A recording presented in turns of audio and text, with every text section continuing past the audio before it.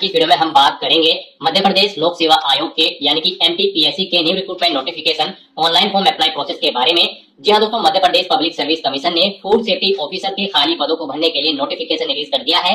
कैसे आप इस भर्ती में पार्टिसिपेट करने के लिए अपने फॉर्म अप्लाई कर सकते हो बिना कोई मिस्टेक किए हुए, इसकी पूरी जानकारी हम आपको स्टेप बाय स्टेप रजिस्ट्रेशन से लेकर पेन तक इस वीडियो में देंगे। बस आपको इस वीडियो को स्किप के बिना शुरू से लेकर एंड तक देखना है। उसके बाद वीडियो पसंद आए तो इसे लाइक और शेयर कर दें। चैनल पर नए हो तो इसे सब्सक्राइब कर लें। पोर्टल ओपन हो जाएगा। यहाँ पर आने के बाद गाइस आपको सबसे पहले अपनी उच्चतम शैक्षणिक योग्यता सिलेक्ट करनी है। आपके पास ग्रेजुएट डिग्री है, पोस्ट ग्रेजुएट डिग्री है या फिर डॉक्टरेट, आप अपने अकॉर्डिंग यहाँ पर ऑप्शन सिलेक्ट करें। उसके बाद यहाँ पर आप विषय चुनें किसमें आपने अपनी ग्रेजुएशन या फिर पोस्ट ग्रेजुएशन या फिर डॉक्टरेट उपाधि प्राप्त की है। यहाँ पर आप वो सब्जेक्ट सिलेक्ट करें। उसके बाद यहाँ पर गाइस हम आपको बता दें, इस भर्ती में पार्टिसिपेट करने के लिए आपके पास किसी मान्यता प्राप्त विश्वविद्यालय से खाद्य प्रौद्योगिकी या फिर डेयरी या फिर जैव प्रौद्योगिकी या तेल प्रौद्योगिकी या कृषि विज्ञान या पशु चिकित्सा विज्ञान या जैव रसायन विज्ञान या सूक्ष्म जीव विज्ञान या फिर रसायन विज्ञान या चिकित्सा में ग्रेजुएशन या फिर पोस्ट ग्रेजुएशन या फिर डॉक्टरेट की डिग्री होनी जरूरी है। तो यहाँ पर आपको अपनी क्वालिफिकेशन सिलेक्ट कर लेनी है। उसके बाद यहाँ पर आपको अपनी हाई स्कूल की जो अंक सूची है यानी कि रिजल्ट है उसमें जो आपका नाम अंकित है वो नाम यहाँ पर आपको एंटर करना है। वही नाम आपको यहाँ पर फिर आपका जो मिडिल नेम है वो आपको एंटर करना है। फिर अपना लास्ट नेम यहाँ पर आपको एंटर करना है। अपना जेंडर आपको सिलेक्ट करना है। फिर आपको अपनी जन्म तिथि यहाँ पर एंटर करनी है DDMMYY फॉर्मेट में। उसके बाद यहाँ पर आपको अपने फादर का नाम एंटर करना है। फिर आपको अपनी मदर का नाम एंटर करना है। उसके बाद यहाँ पर आपसे पूछा गया है कि क्या आप मध्य प्रदेश के मूल निवासी हैं। अगर है तो यस करें, नहीं है तो यहाँ पर आप नो ऑप्शन सिलेक्ट करें। और फिर यहाँ पर आपको अपनी श्रेणी सिलेक्ट कर लेनी है। उसके बाद यहाँ पर आपसे पूछा गया कि क्या आप क्रीमी लेयर कैंडिडेट हैं। अगर है तो यस करें, नहीं तो नो ऑप्शन सिलेक्ट करें। उसके बाद यहाँ पर अगर आप रिजर्व कैटेगरी से बिलोंग करते हो तो यहाँ पर आपको अपनी जाति का नाम देना होगा। उसके बाद गाइस यहाँ पर आपसे पूछा गया है आपके विवाह से संबंधित जानकारी, क्या आप विवाहित हैं। अगर है तो यस करें। और फिर यहाँ पर आपको अपनी पत्नी या फिर पति का नाम देना है। उसके बाद आपको अपने जीवित बच्चों की संख्या यहाँ पर सिलेक्ट करनी है। फिर अंतिम बच्चे की जन्म तिथि यहाँ पर आपको सिलेक्ट कर लेनी है। फिर आपसे पूछा गया कि क्या आपके अंतिम बच्चे जुड़वा है। अगर है तो यस करेंगे, नहीं तो नो ऑप्शन सिलेक्ट करेंगे। उसके बाद क्या अभ्यर्थी विधवा, तलाकशुदा या फिर परित्यक्ता महिला है तो यस करेंगे, नहीं तो नो ऑप्शन सिलेक्ट करेंगे। और अगर आप विवाहित नहीं है तो यहाँ पर आपको नो ऑप्शन सिलेक्ट करना है। आगे की डिटेल्स आपको नहीं देनी होगी। उसके बाद यहाँ पर आपसे पूछा गया है मध्य प्रदेश शासन द्वारा प्राधिकारी द्वारा जारी स्थायी जाति प्रमाण पत्र का विवरण आपको देना होगा। अगर आप रिजर्व कैटेगरी से बिलोंग करते हो, जारीकर्ता का पद का नाम यानी कि आपको पटवारी, तहसीलदार या फिर कानूनगो किसने जाति प्रमाण पत्र प्रोवाइड कराया है वो डेजिग्नेशन यहाँ पर आपको देनी है। प्रमाण पत्र जारी करने वाले जिले का नाम आपको सिलेक्ट करना होगा।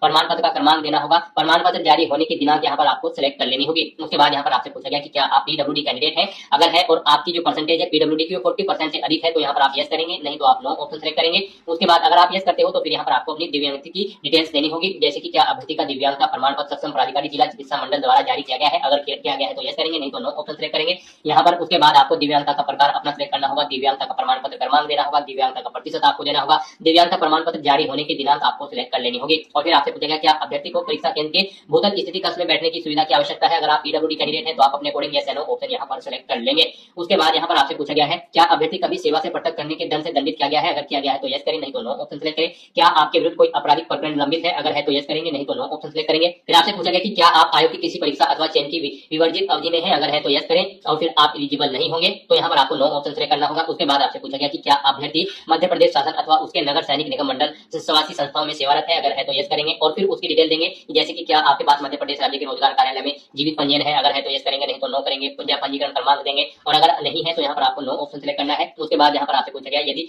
आप सेवारत हैं तो नियुक्त अधिकारी को सूचित किया है तो यस करें, नहीं तो नो ऑप्शन सिलेक्ट करें। फिर आपसे पूछा गया क्या आपका मध्य प्रदेश राज्य के रोजगार कार्यालय में जीवित पंजीयन है। अगर है तो यस करें। और फिर उसकी डिटेल जैसे कि पंजीकरण क्रमांक करने वाले जिले का नाम, पंजीकरण क्रमांक आपको देना होगा। पंजीकरण क्रमांक जारी होने की दिनांक आपको सिलेक्ट करनी होगी। और अगर नहीं पंजीयन है आपका तो आपको नो ऑप्शन सिलेक्ट करना है। आगे की डिटेल डिसेबल कर दी जाएगी, आपको नहीं देनी है। उसके बाद यहाँ पर आपसे पूछा गया कि क्या आपकी एक सर्विसमैन है, आप मध्य प्रदेश के भूतपूर्व सैनिक है। अगर है तो यस करें। और फिर भूतपूर्व सैनिक है तो नियुक्ति की तिथि यहाँ पर आप सिलेक्ट करें।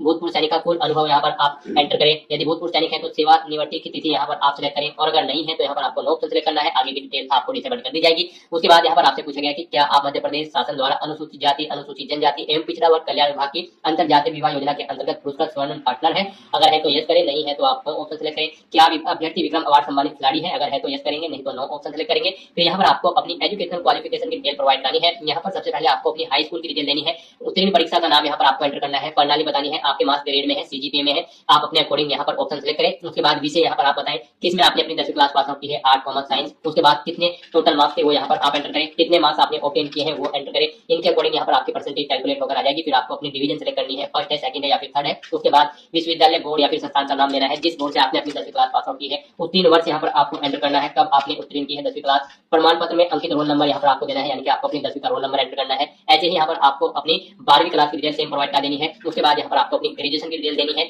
सेम ऐसे ही। सबसे पहले यहाँ पर आप परीक्षा उत्तीर्ण का नाम देते हैं, मार्किंग सिस्टम बताए ग्रेड में है या फिर डिवीजन में है, फिर आप विषय सेलेक्ट करें। उसके बाद यहाँ पर आपको पूर्णांक देने हैं, फिर कितने मार्क्स आपने ऑब्टेन किए हैं वो एंटर करने हैं, इनके अकॉर्डिंग आपकी परसेंटेज कैलकुलेट होकर आ जाएगी। अपनी डिवीजन सेलेक्ट करनी है, फिर आपको यूनिवर्सिटी का नाम देना है, उत्तीर्ण होने का वर्ष देना है, कब आपने अपनी ग्रेजुएशन कंप्लीट की है, फिर यहाँ पर आपको अपनी ग्रेजुएशन का रोल नंबर एंटर कर देना है। उसके बाद यहाँ पर आपको एग्जाम सिटी सेलेक्ट कर लेनी है। सबसे पहले यहाँ पर आपको एक एग्जाम सिटी सेलेक्ट करनी है। यहाँ पर आपको 4 ऑप्शन दिए गए हैं, यानी कि 4 एग्जाम सिटी यहाँ पर आप अपनी चॉइस के अकॉर्डिंग सेलेक्ट कर सकते हैं। आप अपनी चॉइस के अकॉर्डिंग यहाँ पर जिस एग्जाम सिटी को फर्स्ट नंबर पर रखना चाहते हैं उसे फर्स्ट नंबर पर सेलेक्ट करें, अपने अकॉर्डिंग यहाँ पर आप प्रेफरेंस सेट कर दें। उसके बाद अगर आप एक सर्विसमैन है तो यहाँ पर आपको अपनी सेवा का विवरण देना होगा, और नहीं है तो अगर आपने ऊपर नो ऑप्शन सेलेक्ट किया है फिर आपको एक कॉलम डिसेबल कर दिए जाएंगे। उसके बाद यहाँ पर आपसे पूछा गया है क्या आप यात्रा भत्ता का लाभ लेना चाहते हैं। यहाँ पर केवल मध्य प्रदेश के अनुसूचित जाति, जनजाति, अन्य पिछड़ा वर्ग, नॉन क्रीमी लेयर एवं दिव्यांगजन कैंडिडेट को यात्रा भत्ता का लाभ मिलेगा। तो यहाँ पर अगर आप इनके अंतर्गत आते हैं तो यस करें, नहीं तो नो ऑप्शन सेलेक्ट करें। उसके बाद यहाँ पर आपको अपने बैंक खाते का विवरण देना है। आपको सबसे पहले बैंक का नाम देना है, उसका IFSC कोड यहाँ पर एंटर करना है, शाखा का नाम देना है, शाखा का कोड एंटर करना है, खाता धारक का नाम यहाँ पर आपको एंटर करना है, अपना खाता संख्या यहाँ पर एंटर करना है।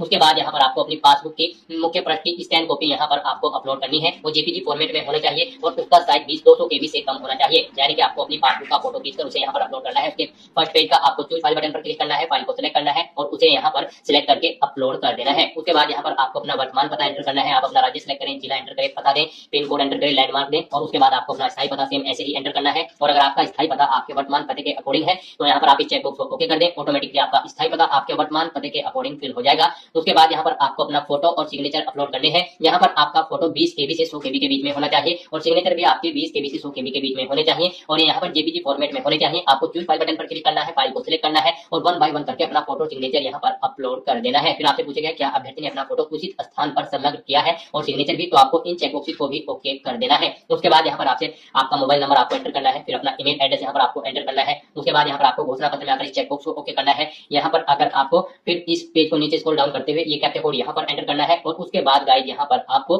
नेक्स्ट के इस ऑप्शन पर क्लिक कर देना है। नेक्स्ट आपको आपके एप्लीकेशन फॉर्म का पूरा प्रीव्यू यहाँ पर शो कर दिया गया है, जो डिटेल्स आपने फिल की है। यहाँ पर आपको सभी डिटेल्स केयरफुली चेकआउट करनी है, पेज को नीचे स्क्रॉल डाउन करना है और उसके बाद गाइड यहाँ पर आपको अब प्रोसीड टू पेमेंट के इस ऑप्शन पर क्लिक कर देना है। नेक्स्ट आपको फीस पेमेंट के इंटरफेस पर रिडायरेक्ट कर दिया गया है। यहाँ पर आप net banking, debit card, credit card या फिर UPI के माध्यम से अपना फीस पेमेंट कर सकते हो। यहाँ पर UPI ऑप्शन आपके लिए बेस्ट रहेगा, आप UPI ऑप्शन सिलेक्ट करें। उसके बाद पेटीएम या फिर पे government India, NDML for government of India option select करें। यहाँ पर आप पेटीएम का ऑप्शन सिलेक्ट कर लें। उसके बाद आपके सामने यहाँ पर कुछ इस तरह से इंटरफेस ओपन होगा। अब यहाँ पर आपको आपकी कैटेगरी के अकॉर्डिंग एप्लीकेशन फीस का अमाउंट शो कर दिया गया है। गाइड यहाँ पर हम आपको बता दें, जनरल और अदर स्टेट कैंडिडेट के लिए 500 रुपए फीस है, OBC, EWS, SC, ST, PWD candidate के लिए 250 रुपए फीस है। यहाँ पर 40 रुपए पोर्टल चार्ज है, इसलिए यहाँ पर आपको अपनी फीस में 40 रुपए और ऐड करके जमा कराने होंगे। तो यहाँ पर अब आपको सबमिट के इस ऑप्शन पर क्लिक करना है। उसके बाद आपके सामने यहाँ पर कुछ इस तरह से इंटरफेस ओपन हो जाएगा। अब यहाँ पर आप इस QR कोड को स्कैन करें और अपना फीस पेमेंट कर दें। सक्सेसफुली फीस पेमेंट करने के बाद यहाँ पर आपका एप्लीकेशन फॉर्म सबमिट हो जाएगा। उसके बाद आपको अपने एप्लीकेशन फॉर्म का एक हार्ड कॉपी प्रिंट आउट ले लेना है, फ्यूचर यूज के लिए, फ्यूचर रेफरेंस के लिए। तो दोस्तों ऐसे आप Madhya Pradesh public service commission food safety officer की पोस्ट के लिए अपना फॉर्म अप्लाई कर सकते हो बिना कोई मिस्टेक किए हुए।